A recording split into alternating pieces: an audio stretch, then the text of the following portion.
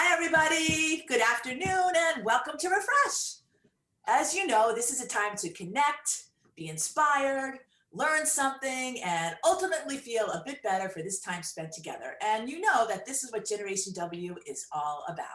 And I can tell you, I'm always glad to be with everyone, especially in this month of February. I'm going to call it the month of love.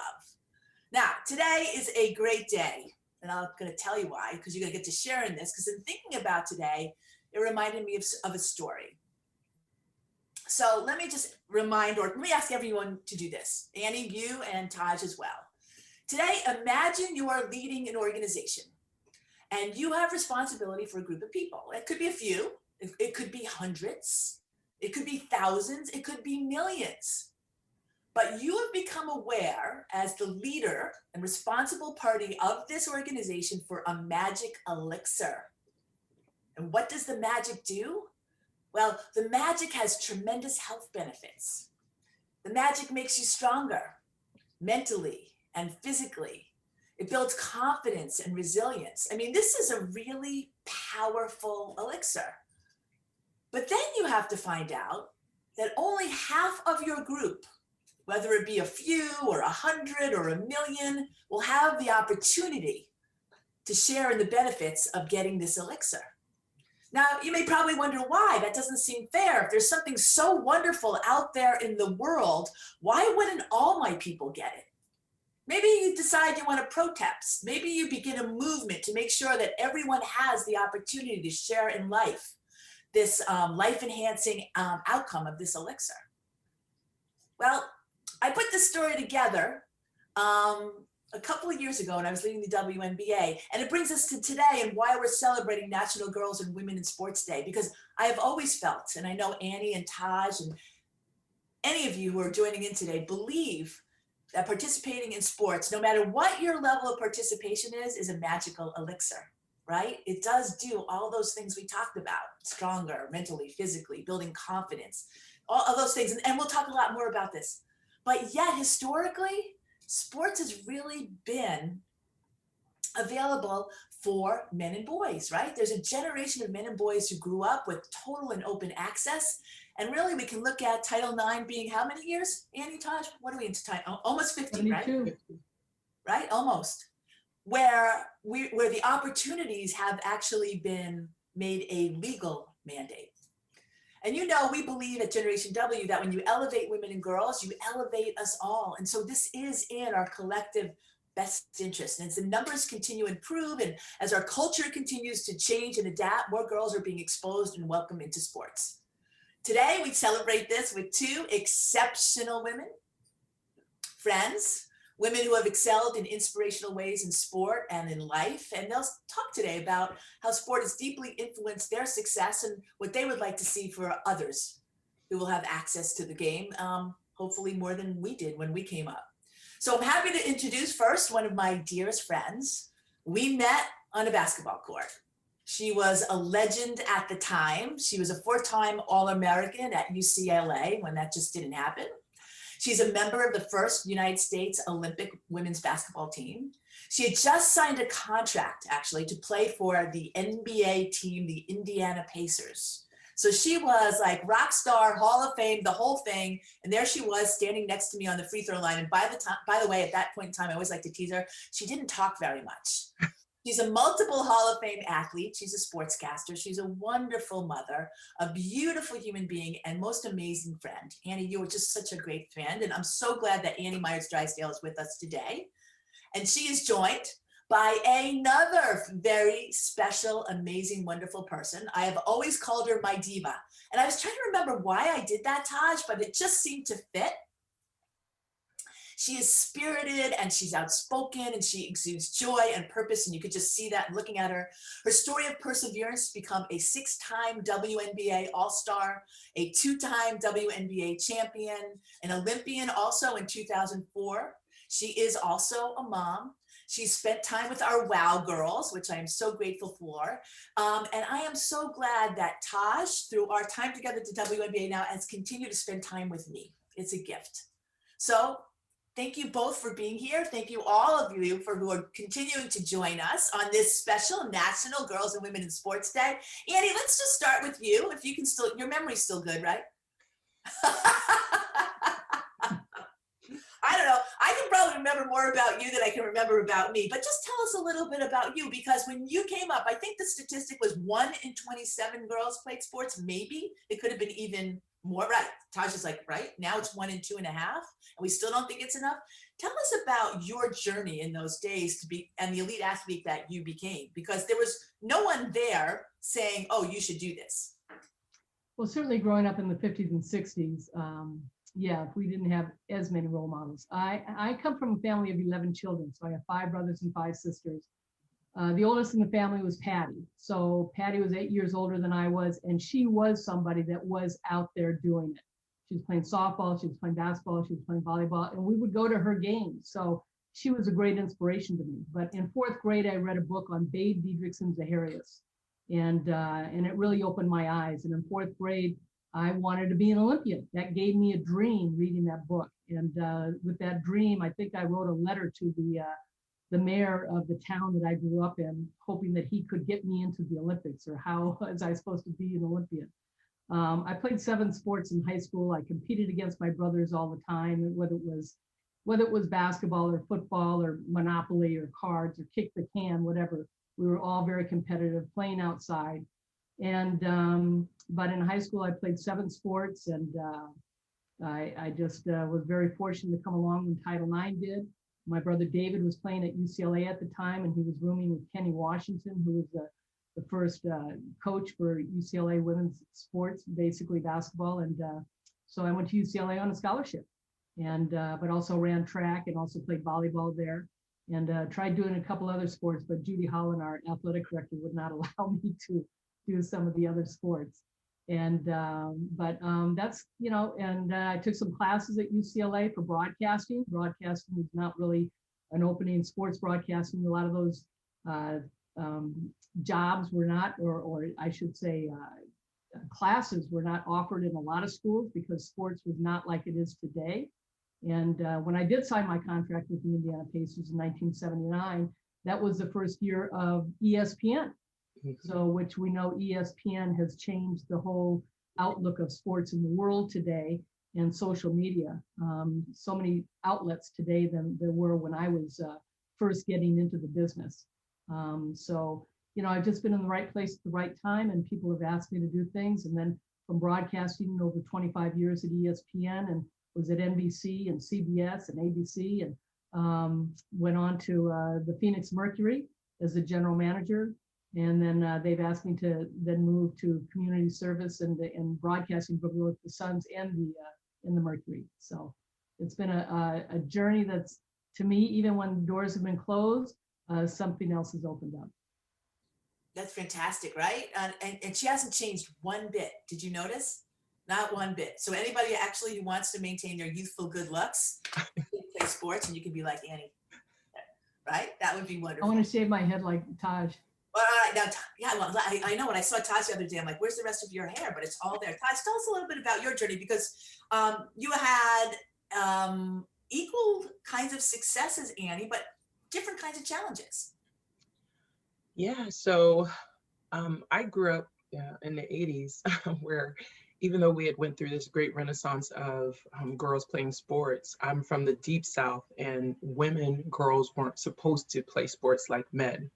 And my father was very entrenched in that culture, and my father raised me. So growing up, I could watch him and his buddies play, which he often took us outside to watch them, but I couldn't play. And so I never had a sport background as a kid. I mean, I went outside and ran races in the dirt with my friends, like all the kids did, and played around.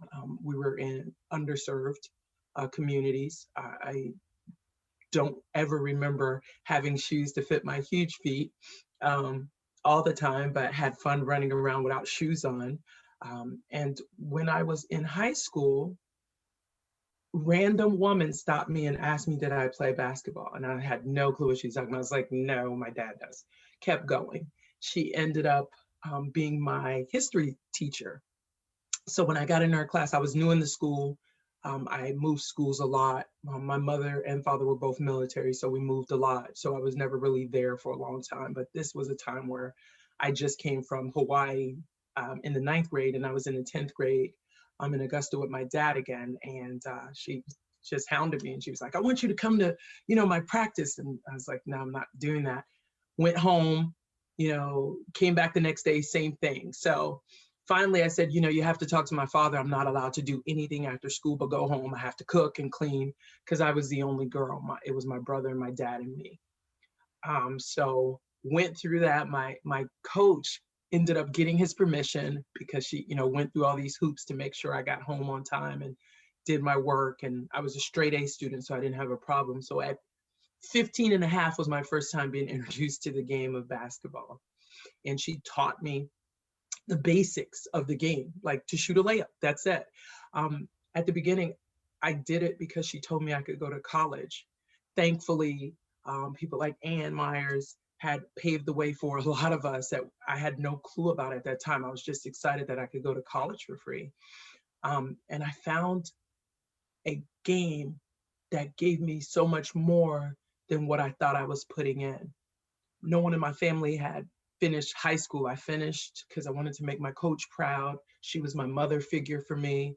No one in my family had been to college, and hearing that I could go, and I had all these dreams and goals, and I could go because of this game, just opened up a world of opportunities for me. And I put everything I had into that game, because I wanted to be something more than everything I saw around me where I lived. We were poor. People around us was poor.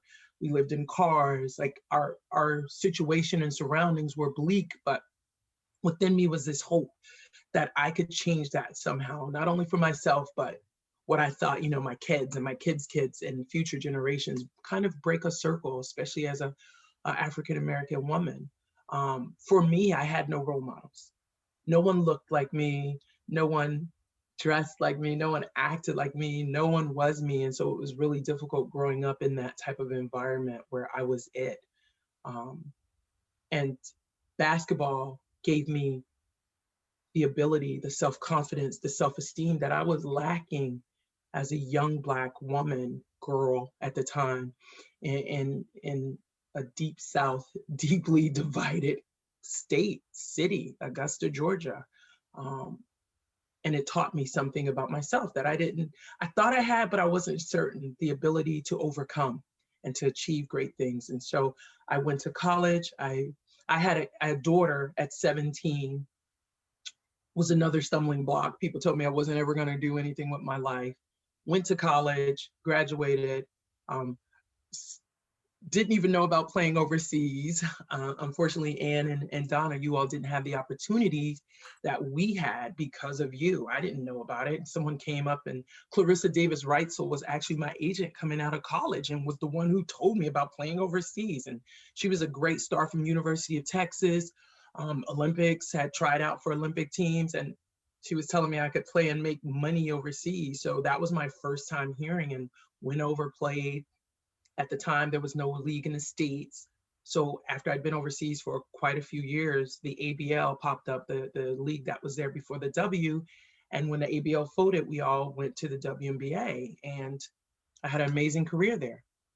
I played until I was 44, 42 in the WNBA, and 2 more years after overseas. And I actually got to play with my daughter, my oldest daughter, my last year overseas. I got the opportunity and privilege to play with her. So not only did I fulfill things that I never thought I would fulfill, but I was given the opportunity to learn from such great women along the way and find role models. And Donovan actually became my role model. She was my first professional coach, and taught me that there was a beauty and a uniqueness in being tall and graceful and articulate and intelligent. And I took that and just ran with it. You certainly did. Wow, right? Oh my God, Annie, right? I'm in awe.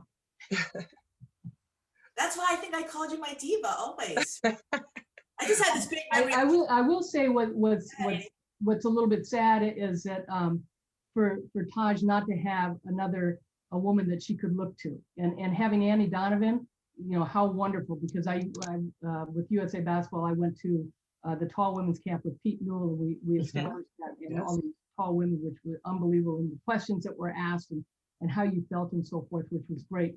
But, you know, even when I was growing up, I had Wilma Rudolph, I had Wyoming Attias, Althea Gibson, and Black women were important to me. And because they were faces that were out there. But to even know that Taj coming into the league, not knowing who, you know, Lucia Harris was or Lynette Woodard. And, but it showed you also, because of, you know, how open we are today with the computer and social media, that, you know, nobody knew Cynthia Cooper. Yeah. Went overseas, Jennifer Gillum, Yes. Lisa Weatherspoon, Janice Braxton, I mean, you know, or Lawrence. So for everybody who's listening, I mean, Annie's going through a litany of. I know, but all these women that did The great, of the old great basketball greats, yes, yes. Katrina McLean, even But being they in were big Georgia, in I the hadn't heard of Chris her. Edwards. I was, you know, 3 hours from Georgia, University of Georgia. Right? Very true. That's so true. And so, you know, it just reminds me though, how many countries did you end up playing in? Actually playing with a contract in, I think it ended up being 11. Wow, huh? But I visited over 40 different countries, 46 different states here in the US. So it's been a lot of traveling. And Now, I how could still you love not it. love I this still game love it. and the opportunities it's given us all? Yeah, it's been amazing. I used to read books. I know we went to the library. Imagine that. I still have books to this day that my husband's trying to get me to get rid of, but I used to go to the library and read about these stories about people in all these far lands, and I used to imagine that I would be able to do that, and I never thought that I would. It was always my imagination and just dreams, and to be able to play a sport that took me. I mean, I went to Kazakhstan 2 years ago to teach young girls who had never heard of basketball about basketball. So it's just been an amazing ride. And I think that's the thing we need to remember, right? That sport. I used to give the talk, the power of the ball. And what is the power of the ball? It's to take us places we never thought we could go. And yet we get mired down in the barriers and discussions about masculinity and femininity, right? And gender relationships that say, well, you know, where women belong and where they don't belong. And again, to go back to my beginning story, we belong everywhere. Why would we deny anybody these experiences and opportunities that elevate not only your lives, but the lives of your families, the organizations you belong to, the things that you feel deeply committed to, all those things, right? Those are the things that we really need to focus on. And I think that's why I think all of us feel so passionate about engaging girls in the opportunity to play. They don't have to be Olympians. Women today who you're watching and you want to be active, you don't have to be an Olympian. You just want to be able to play. And we need so much more play, don't we? We do. Now I have to tell you, I've seen Annie. You know, Annie and I get to visit. Well, this year we're not going to be able to at the All-Star game. We've had such joyous times. And I said, let's go play. And like she's like, I'm not playing. I'm not playing. My knees hurt. I'm not playing. I'm like, come on, Annie, let's go play. Oh well. I still shoot. I still go out and shoot. My knees just won't let me do the things that I would like to.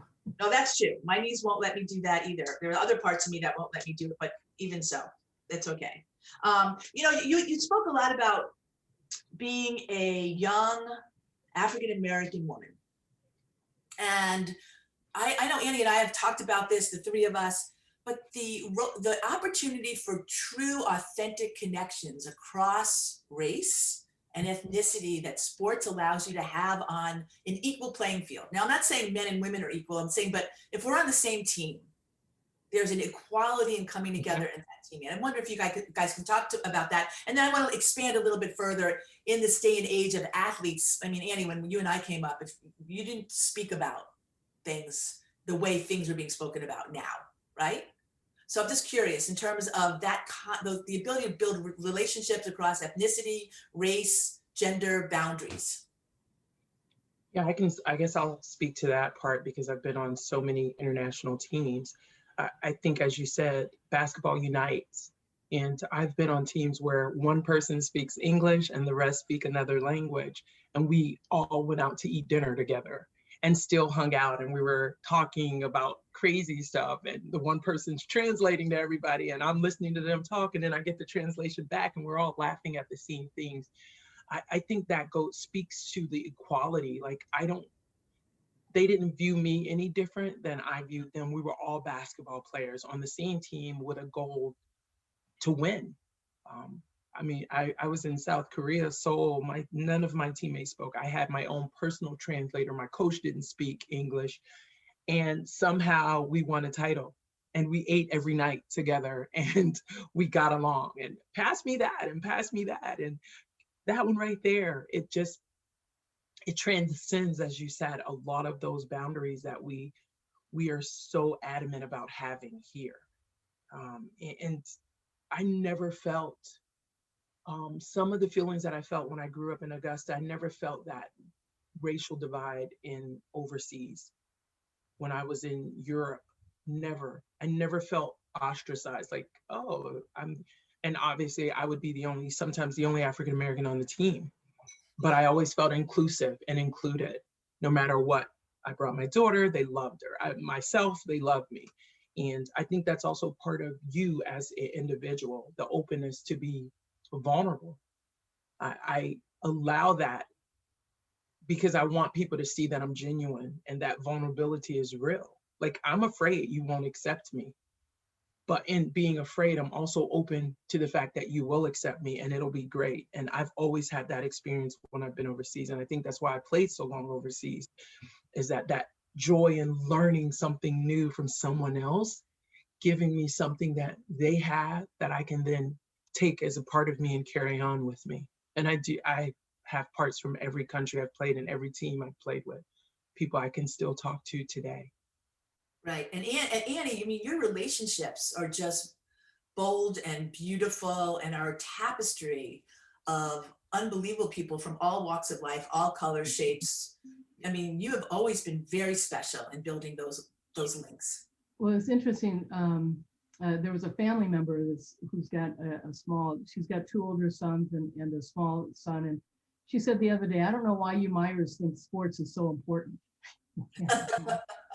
And it's not so much of what we've all achieved, and whether it's at the professional level or Olympic level, or even the high school level, like you said, it's about having fun. It's about going out and enjoying what you're doing and not to have a care.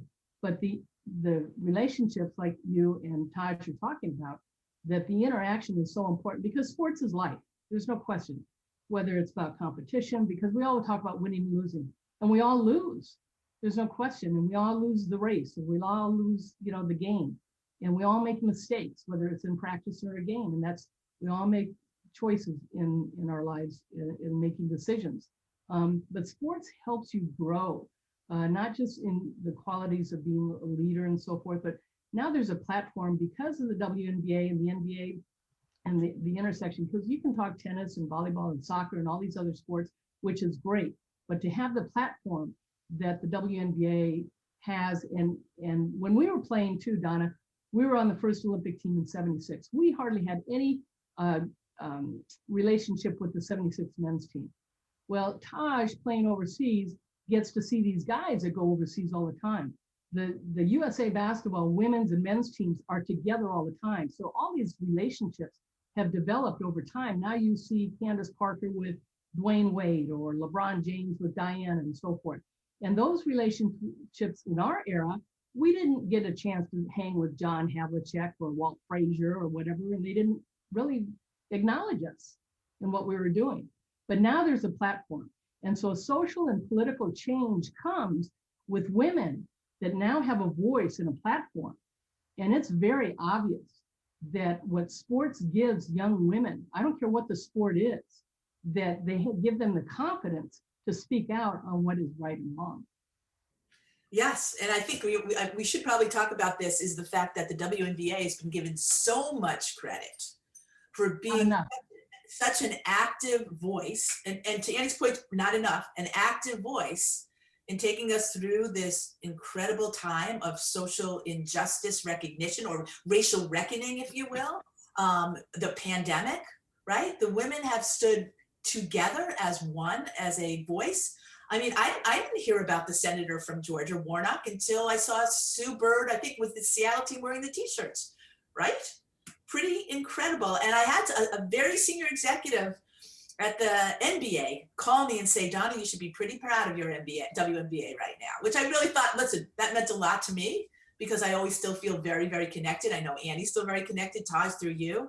But once involved in something like this, you always feel connected, in a real feel of ownership. It's really, really nice.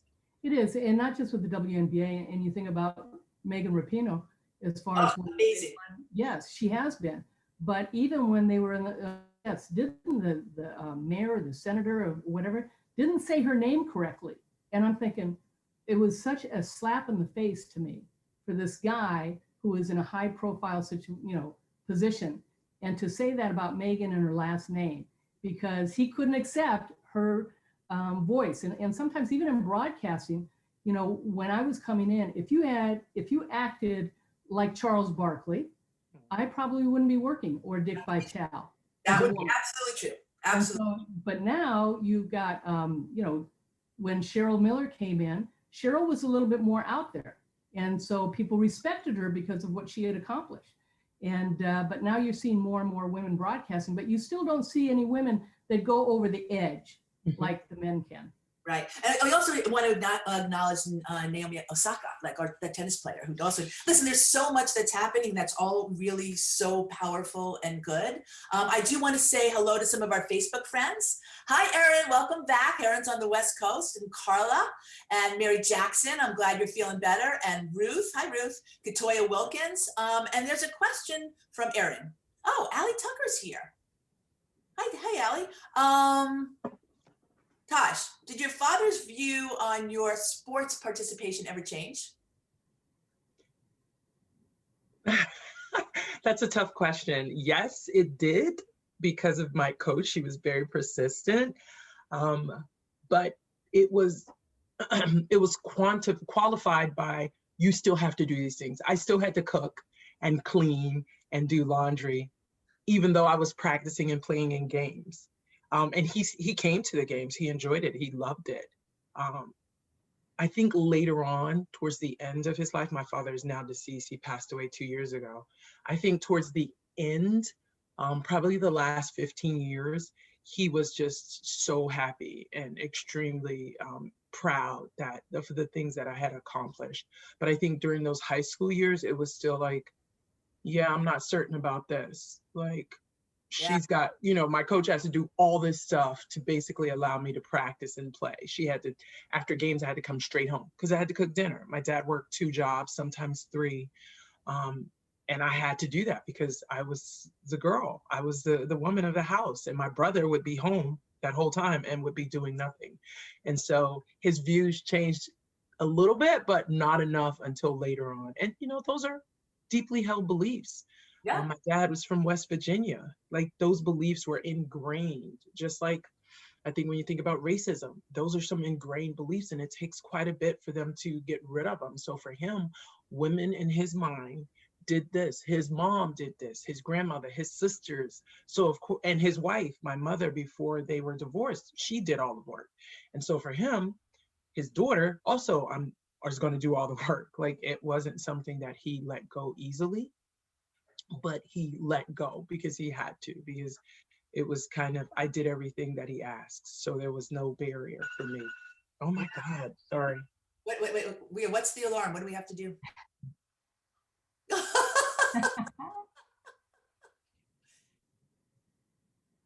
Okay, now you're off.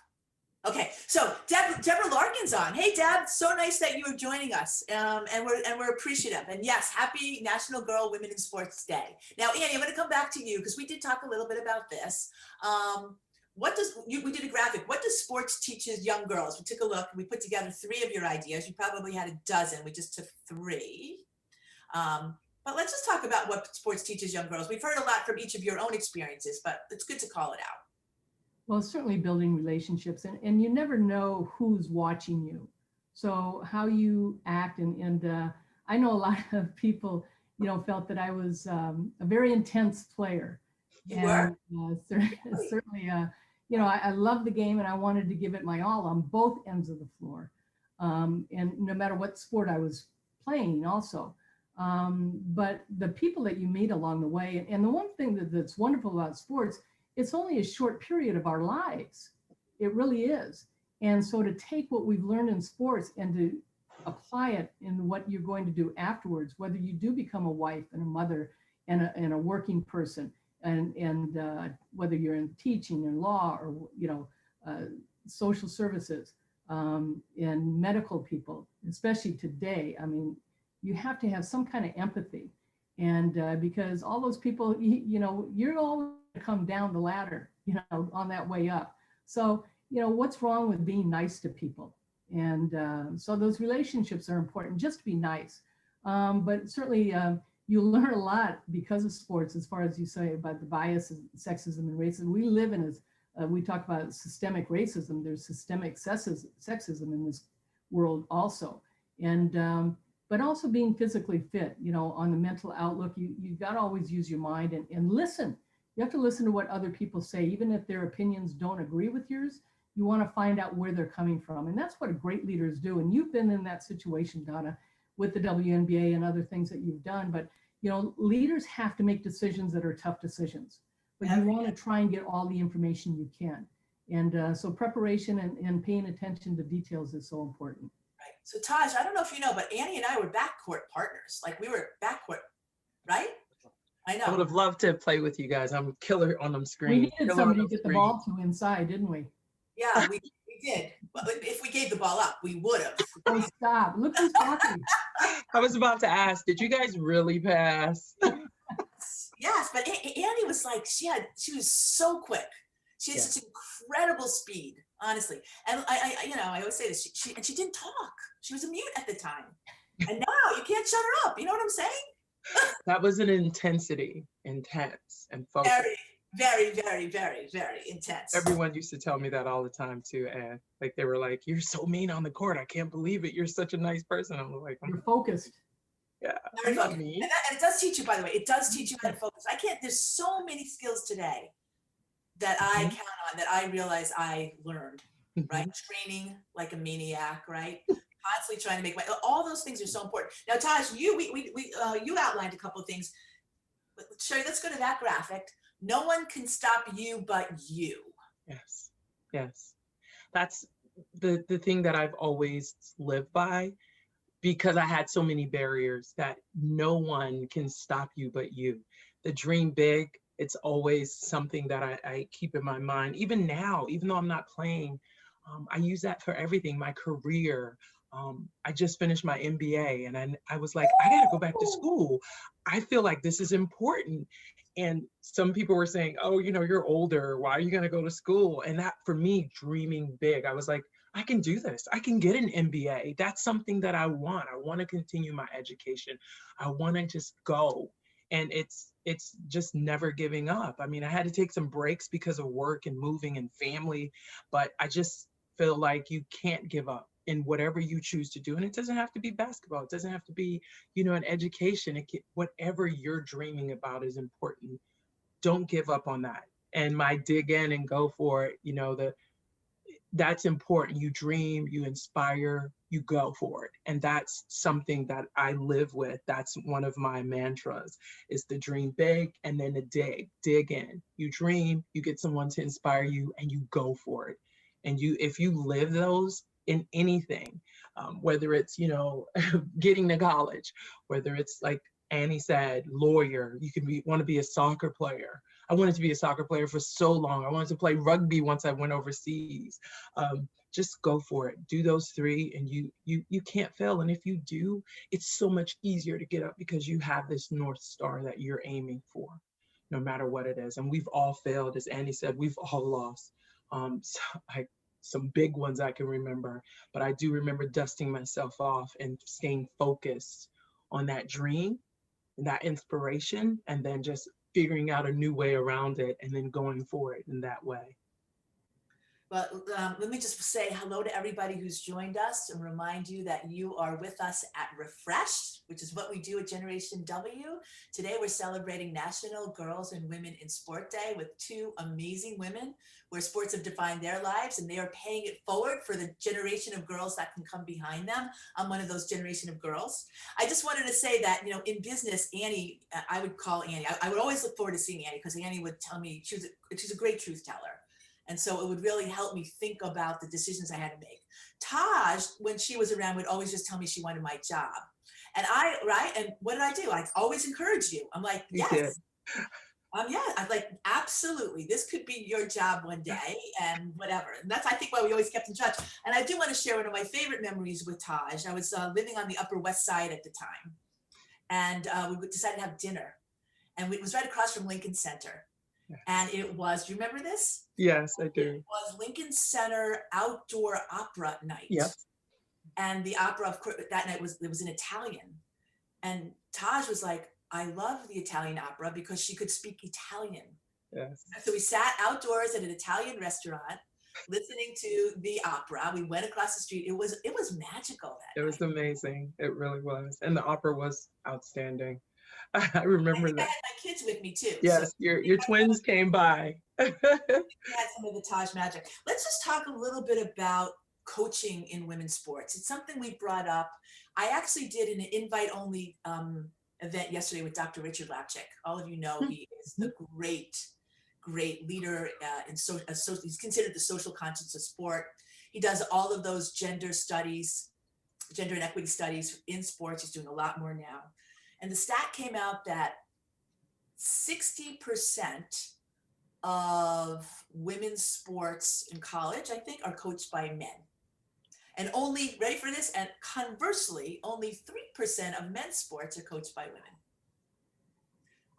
Impact of that. I know when I was at the WNBA, a lot of pressure to hire women coaches, definite priority. It was difficult to do. A lot of the women didn't want the head coaches positions at those times. A lot of the women were comfortable in their assistant positions. And thank God, remember Cheryl Reeves, who you played for, stepped up and became an amazing head coach at the Lynx, where she still is. But what are you seeing out there now as it relates to this? Why don't we have more women coaches? Annie, I know you have a thought on this. Do you want to share? Look at her I'm face. waiting for Taj because We're trying to be politically correct here. well, as much as things have changed, they haven't changed. Right.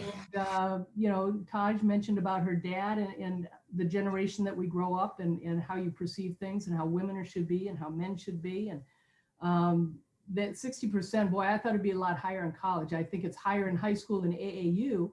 I would think that AAU is probably 95, if higher percent. Well, just so you know, and 60% is across all collegiate sport. Oh, okay. All right, it's not just basketball. This is all not collegiate just basketball. sport. Correct. But still the same. And but men jump into things.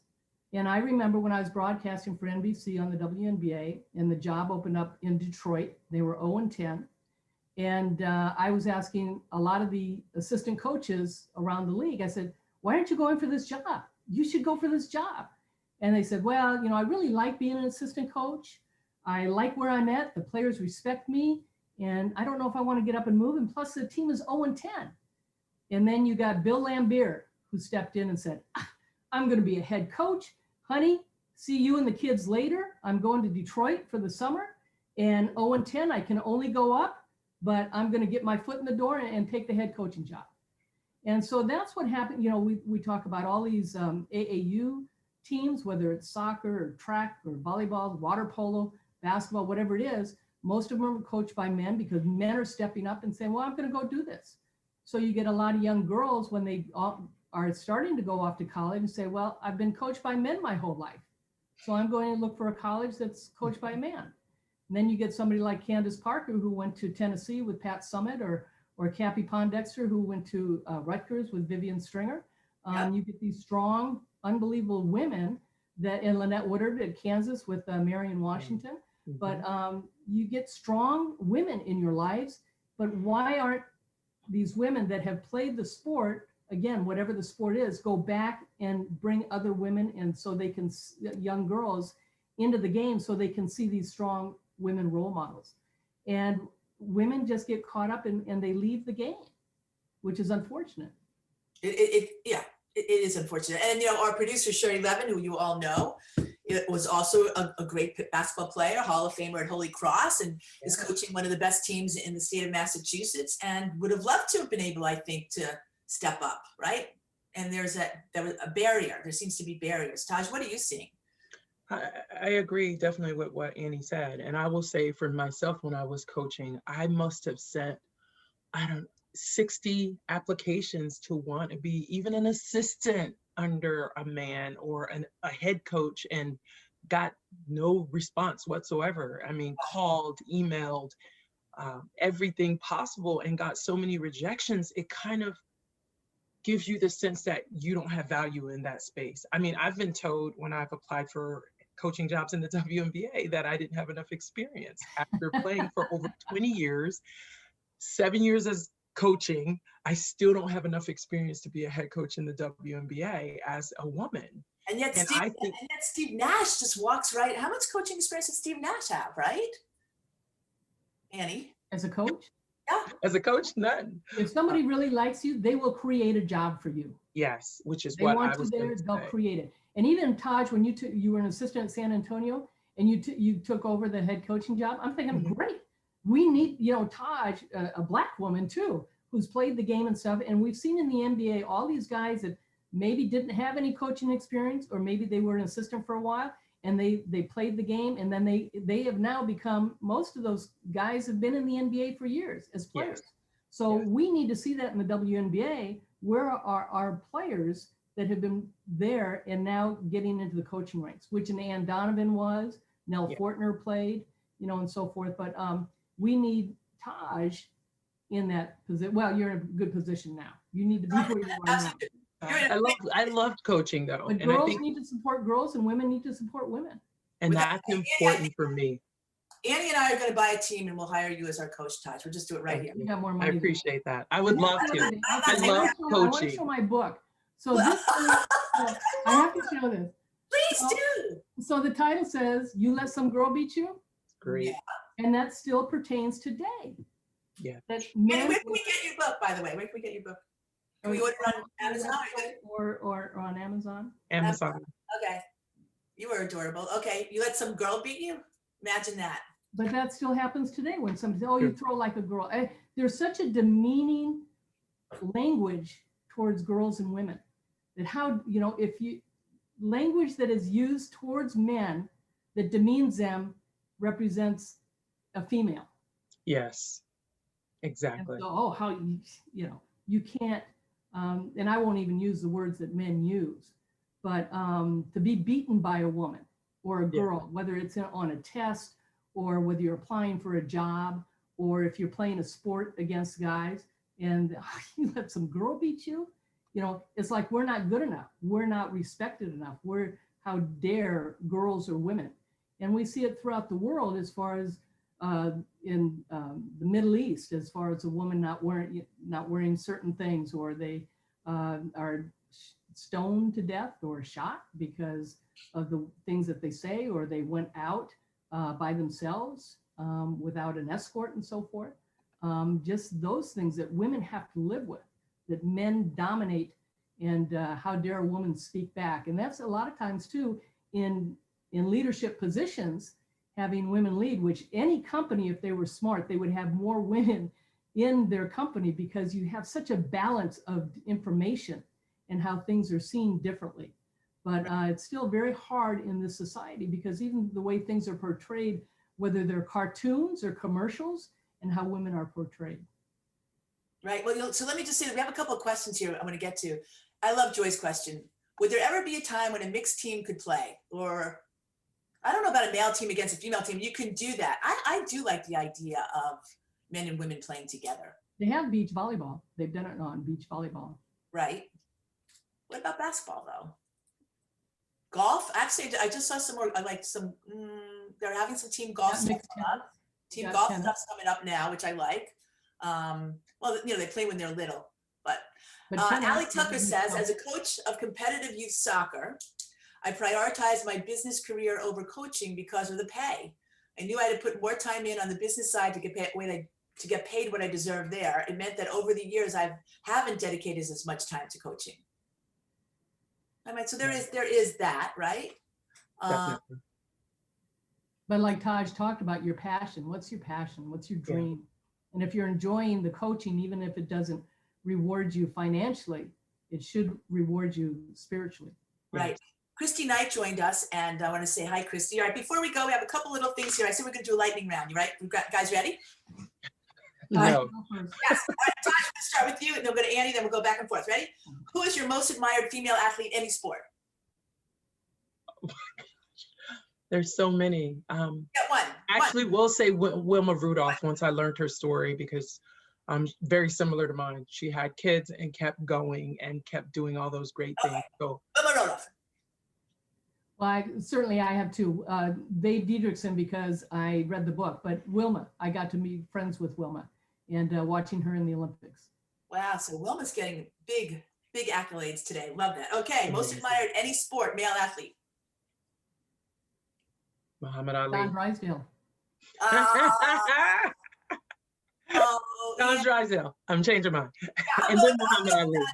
For those of you who don't know Don Drysdale, besides being the luckiest man on earth to have Annie as his wife, The love of my life. All-time great pitchers in Major League Baseball for the Los Angeles Dodgers, which, by the way, when I ask what is your favorite team, don't be surprised.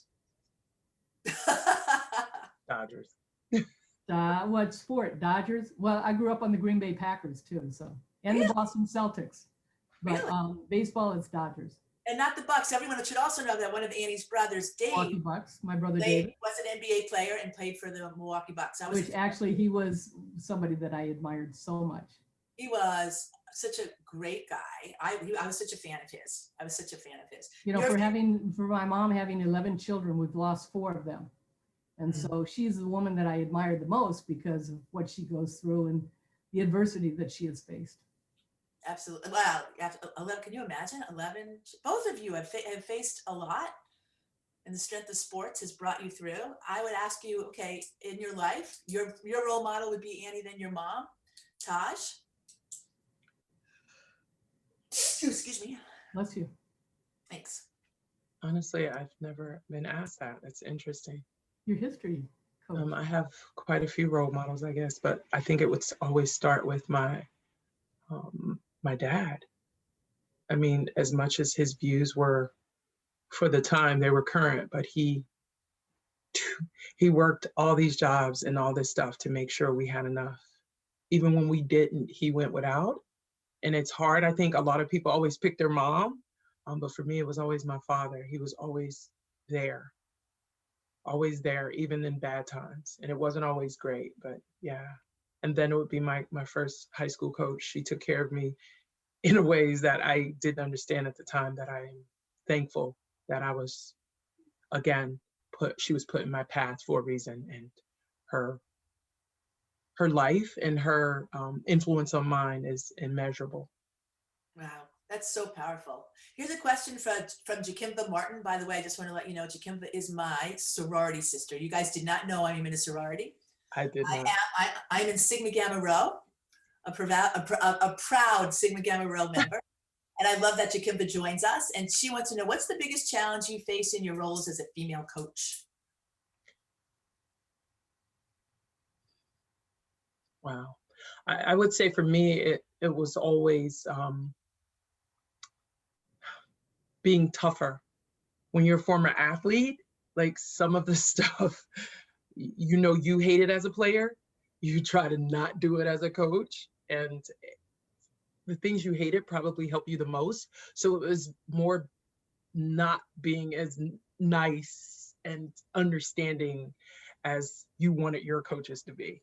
I think like running, I used to hate, I was like, this is busy work. Why are we just doing, suicides for no reason? I'd rather be playing. And some of that is a mental toughness. And I would be like, I'm never doing suicides when I coach. And I didn't at the beginning until I recognized that there was a value in that. And it was a mental value, not really the physical part of it. After practice is over, you get on the line. And I had to recognize that sometimes that was needed and be more consistent with understanding the purpose rather than the actual action. That's so cool. Sherry, remember that? Get on the line. And I think trust is important too. Building trust. Definitely. Who's had the biggest impact on your career? My family. Yeah. My family and every coach that's taught me and every competitor that's competed against me and teammate, and just the list goes on and on. All the teachers have been a part of my life. But it all starts with. Right. I agree. I was going to say my kids. They always push me, even when they don't know it. I always wanted to be great and a role model for them. And I have all girls. And so for me, I wanted them to be proud of me and to say that I was their role model. And so that always pushed me to just go and go and go. Right. And I will say now too, you know, in losing Don, my children were young. And so you get up every morning for them. And if they'd been older, I don't know. It might have been a little bit more different to know what my drive was going to be, because your sorrow is so big and in the pain of loss. But knowing that you have these three beautiful faces that you have to wake up every morning to and be there for them, like Taj says, you have to be a role model to get up and do things for them. It's amazing. Yes, I think we could probably spend a whole hour talking about the demands on working moms, right? Moms in tough situations, the role of kids, all of that stuff. But let's talk about all of our kids now, which is all of the young girls out there who might be interested in sports, may have the opportunity, may not, who want. Give us your best rah-rah talk or just insight on how we can continue to create opportunities and support girls and women who want to play and work and be a part of the sports world. I'll say what oh, go ahead. Go ahead, Taj. Yes, no. Taj, you go, Taj. You're first. No, you end, because yours is always so great. I will say for me, when I try to talk to kids and young girls and let them understand that this is all doable, is that you are enough. I use that a lot. Like, you're enough for soccer. You're enough for being a lawyer, a doctor. You're enough. What you bring is important, not only to the people around you, but to us as leaders, as women, that we see you and everything you're doing is enough. And we're trying to do everything that we can to make the next generation have opportunities that we never had. And that's our service, our role in this, is to make it better for you than it was for us. Annie, Donna, all of you guys, Nancy Lieberman, made it better for me than it was for you. And that, I feel like that's my goal, is to make it better for the next kids that are coming than it was for me, and letting them know that they're enough, and we're paving that way for them so they can pave it and pass it on for others. Yeah, you can end it on that. You're gonna leave it at that, Annie? You are? I for me, it's just, you know, when I'm talking to kids, the biggest thing is to have fun. Your children, enjoy what you're doing, and take that joy to the next level. But you know, as I said, we're not all going to play sports the rest of our life, but the relationships, the friendships that you develop is going to be through your sports, and all these people, these different people that you meet, whether it's positive or negative, you're always going to learn something. And as Taj says, you're all special. You all have a gift, no matter whether you're starting or you're coming off the bench. You are important to the team, and you're important to what you're giving to the team and other people. And but the biggest thing is to have fun, and to try and not only have joy in what they're doing, but to know that they're making a difference, and they will, no matter what they do in their life. Absolutely. And I would just like to add, if I could, that we should continually be proactive in looking at ways to provide the funding, the resources, the opportunity, the coaching, in addition to the positive feedback to young girls, but make sure that there are places to play, that there are leagues that are funded, that there are teams that have uniforms, right? That those opportunities not only exist, but continue to grow. And that when girls are playing, we show up to support them, because I think that's also says makes a significant message in terms of how we feel about gender equity and equality. I want to give a shout out to all of those who support girls and women athletes in sports programs, coaches, moms, dads, sponsors. Hi, Mom. And let's continue to make it happen for our girls, because truly, truly, it's good for all of us. And I wanted to thank our team, Sherry and Jamie, as our producers today. Great, great work. And to the rest of the Generation W team, we will always rock it. Kasha, Christina, Ruth, and Maria, and Dawn, a new member of our team. We want to wish Christina, also thank her, because she was our Facebook monitor today, and wish her the best, as she will be pursuing her dream opportunity with Fanatics beginning next week. And don't give up. Yeah, I will say that. Now. But I also want to, listen, I just wanted to also say this. I always, keep a couple of notes. Taj reminded us that she found a game that made her so much more, gave her so much more that she put in, and that sports was so valuable in teaching her how to see more in herself. Sherry, get ready with that graphic if you would. And Annie, sports is life. Winning and losing is life, and we all lose. But sports is something that helps us grow through all of that. I think those are really important quotes. I also picked from our book, Wowsdom. We do have a page 57. These are trailblazer quotes. And if anyone wants to take a picture of the screen, you can look at them later. But because we have basketball players today, I'll pick out Diana Taurasi. Dribble till you can't see anymore, then turn on the lights. I just love that. I just really love that. Let me just say, we will be back on February 17th. The one and only Dr. Heidi Hanna. For those of you who spend time with us at Generation W, you will know her. She is the stress detective, a stress management expert. We will talk about how to recharge and manage stress. And I don't know about all of you, but on a daily basis, I really feel the need for this. Heidi's a great friend, has contributed to so much of our community and so many across the country with her national talks and platforms, with her brain-based healthy and performance insights. Heidi can't wait to be with you on February 17th. Please note that that is in 2 weeks, because speaking of Generation W, it is not too early. Mark your calendar for our 10th anniversary. Can you believe that? Generation W on April 16th. Put it in your calendar. Please do. Our theme this year is intentional. I think last year we focused on vision and we learned what we can see, but this year we will be intentional on what we can and will do to create change in this world. There'll be great conversations, great people. It'll be inspiring and motivating, uplifting, all that Generation W can deliver. So please put it on your calendar. If you haven't gotten a save the date, let us know. We'll get it out, send it to all your friends. And because we're preparing for this great event in 2 months' time, our refresh schedule will be on an alternate week basis. So we will see you on February 17th with Dr. Heidi Hanna. I hate to say goodbye to my friends here, although they will always be my friends, but I have enjoyed being with you so much. You are so, so very special in my life. And I'm so glad to share your specialness with this whole broader community, who now will want to be connected with you as well.